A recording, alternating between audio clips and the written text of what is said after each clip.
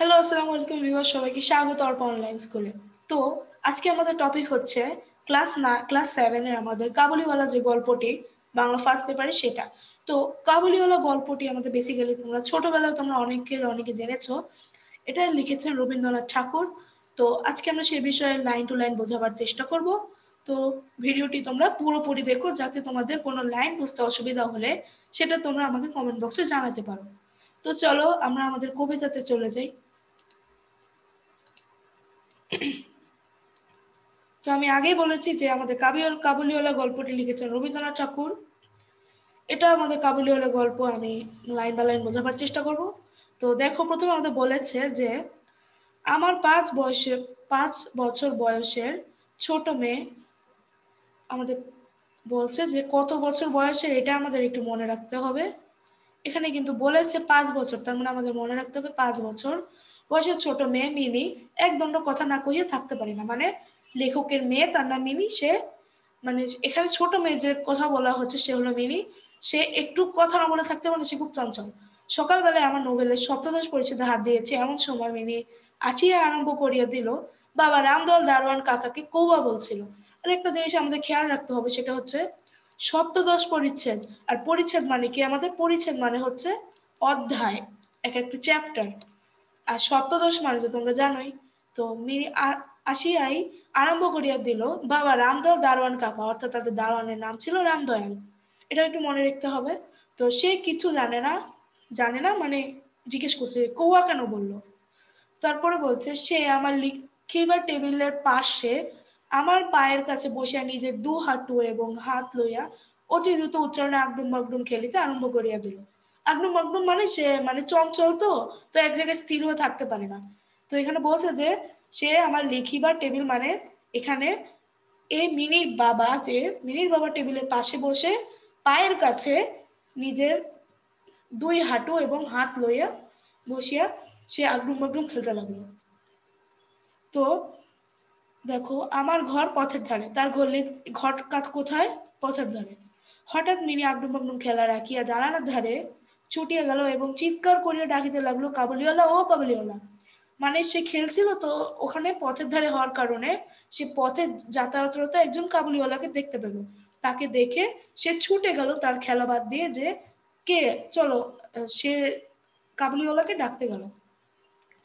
তারপর আমাদের বলছে ময়লা ঢিলা কাপড় পরা, পাগড়ি মাথায়, ঝুলি ঘাড়ে, হাতে গোটা 2-4 আঙুরের বাক্স, এক এক লম্বা কাবুলিওয়ালা পথ দিয়ে যাইতেছিল।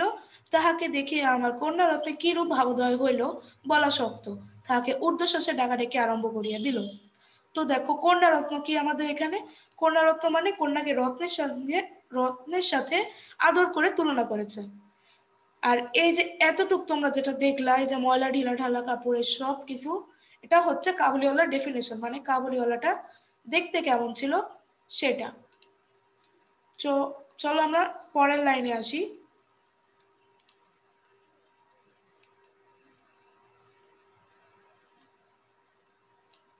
হ্যাঁ, এখন আমাদের তারপর বলেছে যে মিনির চিৎকার যেমনি কাবুলিওয়ালা হাসিয়া মুখ ফিরাইল এবং আমার বাড়ির দিকে আসিতে লাগিল, অমনি সে ঊর্ধ্বশ্বাসে অন্তঃপুরে দৌড় দিল। তাহার আর চিহ্ন দেখিতে পাওয়া গেল না। তাহার মনের মধ্যে একটা অন্ধবিশ্বাসের মতো ছিল যে ওই ঝুলিটার ভেতর সন্ধান করিলে তাহার মতো 2-4টি জীবিত মানব সন্ধান পাওয়া যাবে। এটা এটা হলো, আমি বলি, ছোট বাচ্চাদের আমরা বুঝাই না যে বাইরে যেও না, বাইরে গেলে এই হবে সেই হবে, ভূত কামড়ে দেবে। তো এরকম আর কি বিভিন্ন ধরনের কুসংস্কার। তো এগুলো বলে যাতে বাচ্চারা চঞ্চল, যারা বাইরে যেতে চায় বা বেশি বেশি, তাদেরকে দমিয়ে রাখে। তো তোমরা দেখো, সেরকম একটা কাহিনী যে কাবুলিওয়ালা হয়তো ছোটবেলায় তার মা তাকে এভাবে বলেছিল যে বাইরে যাইস না, বাইরে গেলে কাবুলিওয়ালা তোকে জ্যান্ত পুড়ে রাখবে, কাবুলিওয়ালা যে থলি সেটার মধ্যে। তো ঠিক তেমন এখানে সেটাই বলছে। আর অন্তপুর মানে হচ্ছে আমাদের ঘরের ভেতরে গেছে, মানে ভেতরে দৌড় দিল। জানলায় যখন দেখলো কাবুলিওয়ালা তার কাছে আসতেছে, তখন সে দৌড়ে ভেতরের দিকে পালালো। এখন দেখো বলছে, আমি আমি মিনির অমূলক ভয় ভাঙিয়া দেওয়ার অভিপ্রায়ে তাকে অন্তপুর হইতে ডাকিয়া আনিলাম। সে সে আমার গা ঘেঁষিয়া দাঁড়াইয়া রইল। কাবুলি ঝুলির মধ্যে হইতে কিসমিস খোবানি হচ্ছে খোবানি, কিসমিস তো তোমরা বোঝোই, আর খোবানি মানে হচ্ছে বাদাম জাতীয় ফল, বাহির করিয়া তাহাকে দিতে গেল। সে কিছুতে লইল না। দ্বিগুণ সন্দেহের সহিত, সহিত মানে হচ্ছে সাথে, সহিত মানে সাথে, আমার হাঁটুর কাছে সংলগ্ন হইয়া রইল। প্রথম পরিচয়টা এমনই ভাবে গেল। মানে তো মিনির এই অমূলক ভয় মানে হচ্ছে তার এই যে এই ফালতু ভয়টা কাটানোর জন্য ওর বাবা তাকে বললো, ভেতর থেকে ডেকে আনলো। আর সে কাবুলিওয়ালা তাকে আদর করে কিসমিস আর যে বাদাম জাতীয় ফল তাকে উপহার দিতে গেল, কিন্তু সে নিল না। সে দ্বিগুণ সন্দেহ করে তার বাবার হাঁটুর কাছে দাঁড়িয়েছিল। এভাবে প্রথম পরিচয়টা গেল আর কি। তোমরা এখন প্রশ্ন আসতে পারে যে প্রথম পরিচয়টা কেমন, তোমরা এটা একটু মনে রেখো। তারপর বলেছে কিছুদিন পরে একদিন সকালবেলায় বাড়ি হইতে বাহির হইবার সময় দেখি আমার দুহিতাটি দ্বারের সমীপস্থ বেঞ্চের উপর বসে অনর্গল কথা কহিয়া যাইতেছে, এবং কাবুলিওয়ালা তাহার পদতলে বসিয়া সহাস্য মুখে শুনিতেছে এবং মধ্যে মধ্যে প্রসঙ্গক্রমে নিজের মতামত ব্যক্ত করিতেছে। মিনির পঞ্চবর্ষীয় জীবনের অভিজ্ঞতায় বাবা ছাড়া এমন ধৈর্যবান শ্রোতা সে কখনো পায়নি। আবার দেখি তাহার ক্ষুদ্র আচর বাদাম কিসমিসে পরিপূর্ণ। এর মানে হচ্ছে আমাদের কিছুদিন পরে একদিন সকালবেলা বাড়ি হতে বাহির হবার সময় এই যে দুহিতা মানে কি, আমাদের দুহিতা মানে হচ্ছে কন্যা, আর সমীপস্থ মানে হচ্ছে নিকটে, মানে তার কন্যা, মিনির বাবা দেখলো কি তার কন্যা তার বাসা, তার দ্বার মানে কি দরজা, তার দরজার কাছে অবস্থিত একটি বেঞ্চি মানে বেঞ্চ, এখানে বেঞ্চ ওপর বসে কাবুলিওয়ালার সাথে অনর্গল কথা বলে যাচ্ছে। তো কাবুলিওয়ালা তার কথাগুলো খুব মনোযোগ দিয়ে শুনছিল আর কি। আর পঞ্চবর্ষিকীয় মানে হচ্ছে 5 বছরের জীবন, মানে যেহেতু মিনির বয়স 5 বছর, তো বলছে যে মিনির এই যতটুক সে জীবন, অর্থাৎ 5 বছরের মধ্যে সে বাবা ছাড়া আর ধৈর্যবান শ্রোতা একমাত্র কাবুলিওয়ালা, সেটাই বলছে। তারপর দেখো সংবাদ পাইলাম কাবুলিওয়ালা শহীদ মিনির এই দ্বিতীয় সাক্ষাৎ তাহা নহে। ইতিমধ্যে সে প্রায় প্রত্যহ আসিয়া পেস্তা বাদাম ঘুষ দিয়া মিনির ক্ষুদ্র হৃদয়টুকু অনেকটা অধিকার করে লয়েছে। অর্থাৎ তাকে পেস্তা বাদাম অর্থাৎ বিভিন্ন ধরনের এরকম আর কি এসব দিয়ে ঘুষ দেওয়া বলতে তাকে আদর করে দিয়েছে, সেও মানে এরকম তার একটা ফ্রেন্ড টাইপের হয়ে গিয়েছিল। এবার চলো আবার দেখি এর পরের লাইনগুলো।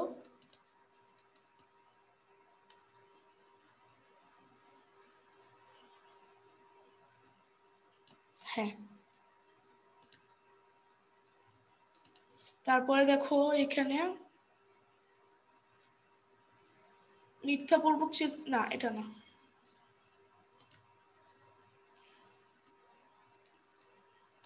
এই যে আমাদের প্রথম পর্যায়ে এভাবে গেল, দ্বিতীয়টা বললাম সংবাদ পাইলাম কাবুলিওয়ালার সহিত মিনির এই যে দ্বিতীয় সাক্ষাৎ তাহা নয়, ইতিমধ্যে সে প্রায় প্রত্যহ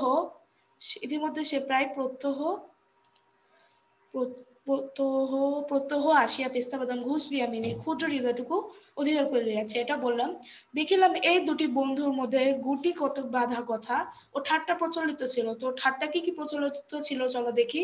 বলেছে যথা, রহমতকে দেখিবার মাত্র আমার কন্যা হাসিতে হাসিতে জিজ্ঞেস করতো, কাবুলিওয়ালা ও কাবুলিওয়ালা তোমার ঝুলির ভেতর কি?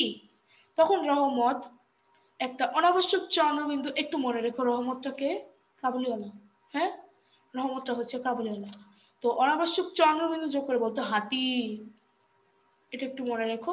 আর বলেছে উহাদের মধ্যে আরো একটি কথা প্রচলিত ছিল, রহমত মিনিকে বলিত, খোকি তুমি শ্বশুর বাড়ি কখনো যাবে না? এখানে একটু মনে রাখো কি বলে সম্বোধন করতো, এই যে খোকি তুমি শ্বশুর বাড়ি কখনো যাবে না, কথাটার একটা কোনো জবাব না দিয়ে চুপ করিয়া থাকা নিতান্ত তাহার স্বভাব বিরুদ্ধ। সে উল্টিয়ে জিজ্ঞাসা করিত, তুমি শ্বশুর বাড়ি যাবে? তখন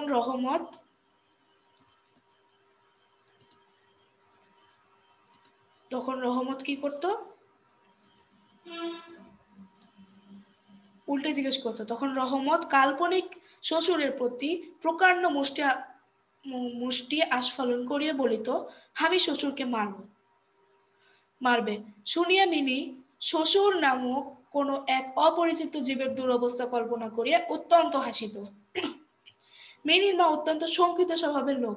এটা আমাদের বারবার আসে, একটু মনে রাখা উচিত আমাদের যে শঙ্কিত স্বভাবের লোক এখানে কেন বলা হয়েছে। এই যে আমাদের এটা একটু মনে রাখতে হবে, শঙ্কিত স্বভাবের লোক মানে। তারপরে দেখো কি বলছে, রহমত কাবুলিওয়ালা সম্বন্ধে তিনি সম্পূর্ণ নৃশংস ছিলেন না। তাহার প্রতি বিশেষ দৃষ্টি রাখিবার জন্য তিনি আমাকে বারবার বারবার অনুরোধ করিয়াছিলেন। এটা কেন হচ্ছে, এটা আমাদের প্রশ্ন আসবে খ নাম্বারে, অর্থাৎ আমাদের 2 নাম্বারে যে প্রশ্ন থাকে সেটা আসবে। এর কারণ আমি বলি, যদি বলে যে মিনির মা শঙ্কিত স্বভাবের লোক কেন বলা হয়েছে, তার মানে আমাদের কি হবে, এটার অ্যান্সার হবে কারণ তোমরা তো জানো যে এখন এমনও তো হতে পারে যে এই কাবুলিওয়ালা তো একটা অপরিচিত একজন মানুষ। এখন সে যদি মিনিকে চুরি করে নিয়ে যায়, অর্থাৎ তাকে ধরো তাকে নিয়ে যায় এমন করে, তো শঙ্কিত স্বভাব বলতে সে এগুলোই বোঝাচ্ছে যে যদি তাকে ধরে নিয়ে যায় বা এমন কিছু হয়, কোনো খারাপ কাজ হয়, এই জন্য বলছিল যে সে যেহেতু অপরিচিত মানুষ, তো প্লিজ তার প্রতি একটু নজর রাখো। তার বাবাকে তার মা বলেছে।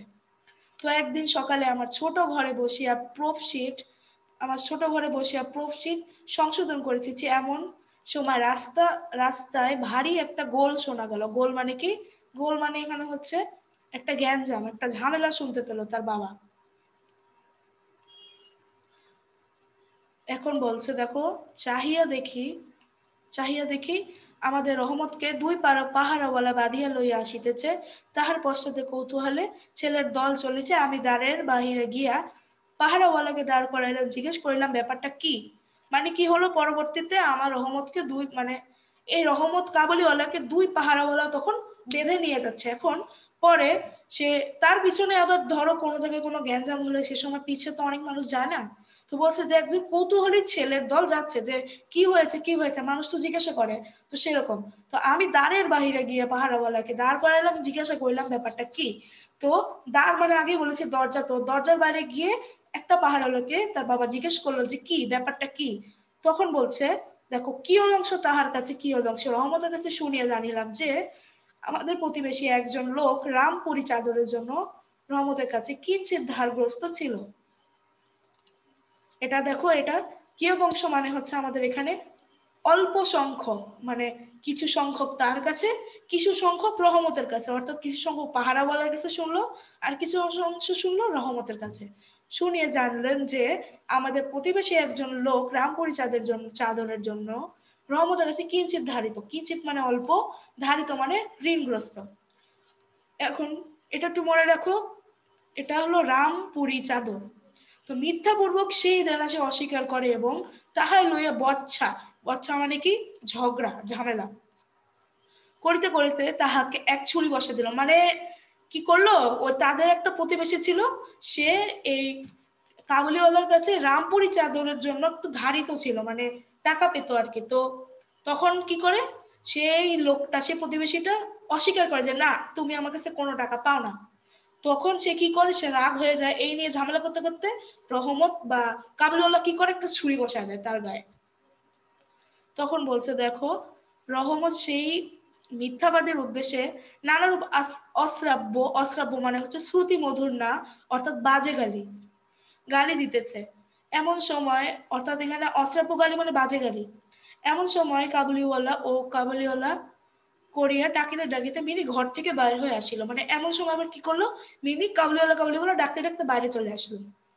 তখন রহমতের মুখ মুহূর্তের মধ্যে কৌতুক হাসি প্রফুল্ল হয়ে উঠলো। মানে মিনিকে দেখে সে এসব ঝামেলা ভুলে গিয়ে মানে একটু হাসি খুশি মন রাখলো। যে মিনি একেবারে তাহাকে জিজ্ঞেস করিল, তুমি শ্বশুর বাড়ি যাবে। মানে ও তো ঠাট্টা তামাশা করতো তাই না, তো সেটাই বলছে। তো ঠাট্টা তামাশা করতে করতে ওই সময় যখন একে ধরে নিয়ে যাচ্ছে, ওই সময় তখন তোকে জিজ্ঞেস করলো যে তুমি কি শ্বশুর বাড়ি যাবা, মানে মজা করছে আরো ওর সাথে। এখন তখন আমাদের কি বলে, রহমত হেসে বলে কি, যে সেখানেই যাচ্ছে। এখন এই এখানে একটা গুরুত্বপূর্ণ জিনিস আছে, খেয়াল করো, সেখানে যাচ্ছি, কোথায় যাচ্ছে এটা আমাদের অনুধাবনে আসবে। তোমরা কিন্তু আবার বললো না যে সেখানে যাচ্ছে শ্বশুর বাড়ি যাচ্ছে, এটার মানে হচ্ছে সে কোথায় যাচ্ছে, সে যেহেতু ছুরি বসিয়েছে সে কারাগারে যাচ্ছে। তার মানে কাবুলিওকে কারাগারে নিয়ে যাচ্ছিল, কিন্তু ওর কাছে বলেছে শ্বশুর বাড়ি যাচ্ছে। তখন দেখো সাংঘাতিক আঘাত করা অপরাধে কয়েক বছর রহমতের কারাদণ্ড হলো। তাহার কথা এক প্রকার ভুলিয়াই গেলাম। কে ভুলে গেল? বাবা, অর্থাৎ মিনির বাবা। কত বছর কাটিয়া গেল, আমার ঘরে আজ রাত্রি শেষ হইতে না হতে সানাই বাজিতেছে। সানাই বাজিতেছে লক্ষণ কি? মিনির বিয়ে। তো এখন পরের লাইনে আমরা বুঝবো এটা মিনির বিয়ে। আজ আমার মিনির বিবাহ। বিবাহ মানে তো বুঝো বিয়ে। তো আমি আবার লিখিবার ঘরে বসিয়া হিসাব দেখিতেছি, এমন সময় রহমত আসিয়া সেলাম করিয়া দাঁড়ালো। সেলাম মানে সালাম দিল। তারপর আমি প্রথমে তাহাকে চিনিতে পারলাম না। মানে এটা চিনতে পারলাম না কেন? কয়েক বছর সে জেলে ছিল, তো তার দাড়ি মুছ অবস্থা খুব খারাপ আর কি, অবস্থা, তো চিনতে তার কষ্ট হলো। তো তাহার সে ঝুলি নাই, মানে এই কারণে সে চিনতে পারে নাই প্রথমে। কি বলতেছে? তাহার সে ঝুলি নাই, তাহার সে লম্বা চুল নাই, তাহার শরীরে পূর্বের মতো সে তেজ নাই। অবশেষে তাহার হাসি দেখিয়া চিনিতে পারলাম, মানে তার হাসি দেখে তার বাবা চিনতে পারলো। কহিলাম, কিরে রহমত, কবে আসিলি? বলছে, কিরে রহমত, কবে আসিলি? তখন রহমত আমাদের অ্যান্সার দেয়, আমার ইচ্ছা করিতে লাগিল। কহিলাম, ও না, সে কহিল, ভাই সে কহিল কই, এই যে সে কহিল, কাল সন্ধ্যাবেলা জেল হতে খালাস পাইয়াছি।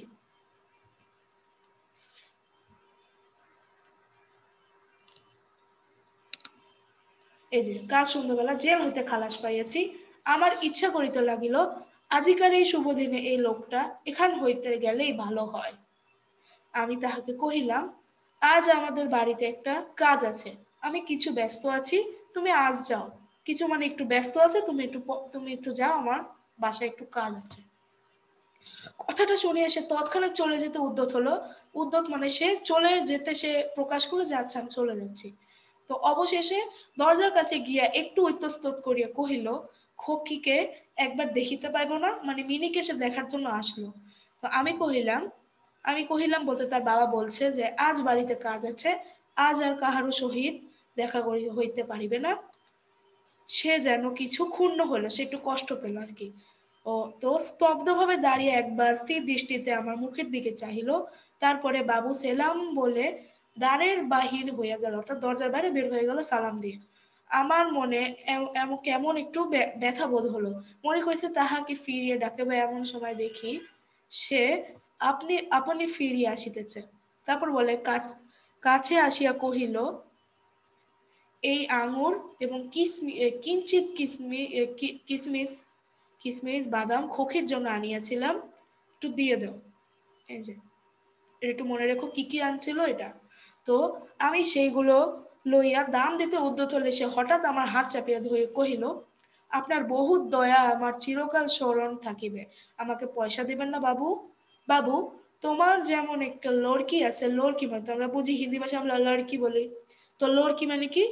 লড়কি মানে হচ্ছে কন্যা। লড়কি মানে কন্যা। তেমনি তেমনি এই যে দেশে আমারও একটি লড়কি আছে। লড়কি মানে তো আবার বললাম কন্যা, লড়কি মানে হচ্ছে আমাদের কন্যা। তো আমি তাহারই মুখখানি স্মরণ করিয়া তোমার খোকির জন্য কিছু কিছু কিছু মেওয়া হাতে লইয়া আসি। আমি তো সওদা করতে আসিনি, মানে সে ব্যবসা করতে আসেনি। এই বলিয়া সে আপনার মস্ত ঢিলা জামাটার ভেতর হাত চালাইয়া দিয়া বুকের কাছে কোথাও হতে এক টুকরো ময়লা কাগজ বাহির করিল। বহু সযত্নে ভাঁজ করিয়া দুই হস্তে আমার টেবিলের উপর মেলিয়া ধরিল। দেখিলাম কাগজের উপর একটা ছোট হাতের ছাপ। এটা কার ছাপ? এটা হলো কাবুলিওয়ালার নিজের মেয়ের। ফটোগ্রাফ নহে, তেলের ছবিও না। এটা কি দিয়ে মাখা ছিল? খানিকটা ভূষা খানিকটা ভূষা মাখাইয়া কাগজের উপর তাহার চিহ্ন ধরিয়া লইয়াছে। কন্যার এই স্মরণটুকু বুকের কাছে লইয়া রহমত প্রতি বছর কলিকাতায় রাস্তার মেওয়া বেচিতে আসে। কলিকাতায় মানে কলকাতা। তা এই জিনিসটা আমি একটু এক্সপ্লেন করি। এখানে বলছে যে এ বলিয়া মানে মস্ত ঢিলা তার যে ঢিলা জামা ছিল, সে ঢিলা জামার তার বুকের কাছে হয়তো একটা পকেট ছিল, সেই পকেট থেকে একটা ময়লা অর্থাৎ অনেক দিনের একটা কাগজ সেটা বের করলো। বের করে সেটা খুব যত্ন করে খুললো। খোলার পর মেলে ধরলো। ধরার পরে তারা দেখতে পেলো কি কাগজটার মধ্যে একটা হাতের ছাপ। এখন এই হাতের ছাপটা আমাদের ছিল কার, তার কাবুলিওয়ালার নিজের মেয়ে। তো যেহেতু সে মানে বিভিন্ন দেশে দেশে ঘুরে বেড়াতো, সে ব্যবসা করার জন্য, সওদা করার জন্য দেশে জায়গায় জায়গায় ঘুরে বেড়াতো, তো সে বেশিটা সময় পরিবারের সাথে থাকতে পারতো না। তো তার একটা স্মৃতি হিসেবে মেয়ের হাতের ছাপটা ভূষা দিয়ে মাখানো ছিল, সেটার একটা মানে কাগজে ছাপ দিয়ে সে এটাই তার স্মৃতি হিসেবে হাতে রাখতো। আর সে প্রায় তার মেয়ের বয়সী মেয়েদেরকে দেখলে সে তার নিজের মেয়ের মতো মানে বুঝতো যে তার মেয়ের মতো। তো যেমন মিনিকে খুব ভালোবাসতো, সে একেবারে নিজের মেয়ের মতো মনে করতো। তো দেখি আমার চোখ ছলছল করে আসিল। কার ছলছল? এটা হচ্ছে বাবার, অর্থাৎ মিনির বাবা। সেই সেই হস্তচিহ্ন আমারই মিনিকে স্মরণ করিয়ে দিল। আমি তৎক্ষণাৎ তাহাকে অন্তঃপুর হইতে, অন্তঃপুর মানে কি বলেছিলাম, অন্তঃপুর মানে হচ্ছে ঘরের ভেতরে, অর্থাৎ ভেতর থেকে ডেকে আনলো। অন্তঃপুর হইতে অনেক আপত্তি উঠিয়াছিল, কিন্তু আমি কিছুতে কর্ণপাত করলাম না। কর্ণপাত মানে হচ্ছে কোনো কিছুই আমি শুনলাম না, অর্থাৎ কিছুতে কর্ণপাত করলাম না মানে আমি কোনো কিছু শুনলাম না। রাঙাচলি পড়া, কপালে চন্দন আঁকা, বধূ ভীষণী মিনি সজ্জল ভাবে আমার কাছে দাঁড়িয়ে আসিয়া দাঁড়াইল। তখন অর্থাৎ এটা হচ্ছে তার বিয়ে অবস্থায় তার হচ্ছে আর কি কেমন দেখতে লাগছিল সেটা বলছে। তো তাহাকে দেখিয়া কাবুলিওয়ালা প্রথমত থতমত খাইয়া গেল, তাহার পুরানো আলাপ জমাইতে পারিল না অবশেষে। অর্থাৎ অনেকদিন মানুষকে যখন না দেখতে পায় তখন কি আর পুরানো মতো আগের মতো বলা যায় কথা? সেটাই। খুকি তেমনি, খুকি তুমি শ্বশুর বাড়ি যাবিস, এটা তাকে জিজ্ঞেস করতেছে। তারপরে দেখো আমাদের লাস্ট কয়েকটা লাইন। কাবুলিওয়ালা শহীদ মিনির যেদিন প্রথম সাক্ষাৎ হয়েছিল, আমার সেই দিনের কথা মনে পড়িয়া গেল। মনটা কেমন যেন ব্যথিত হইয়া উঠিল। মিনি চলিয়া গেলে একটা গভীর নিঃশ্বাস, গভীর নিঃশ্বাস ফেললো। তো রহমত মাটিতে বসিয়া পড়ল। সে হঠাৎ স্পষ্ট বুঝিতে পারলো যে মিনির মতো তার মেয়েও এমন বড় হয়েছে, অর্থাৎ বিয়ের মতো বয়স হয়ে গিয়েছে। আমি একখানি নোট, অর্থাৎ সে কিছু টাকা দিল। টাকা দেওয়ার পরে বলল কি, রহমত তুমি দেশে তোমার মেয়ের কাছে ফিরিয়া যাও, তোমার মিলন সুখে আমার মিনির কল্যাণ। এই ছিল আমাদের গল্পটা। তো আশা করি তোমরা বুঝতে পেরেছো, না বুঝলে অবশ্যই কমেন্ট বক্সে জানিও। তো প্লিজ তোমরা সাবস্ক্রাইব করে ফেলো, আর পাশে বেল আইকনটি অন করে দিও, আর লাইক করে দিও। তো আজকের মতো এখানে বিরতি নিচ্ছি। আসসালামু আলাইকুম।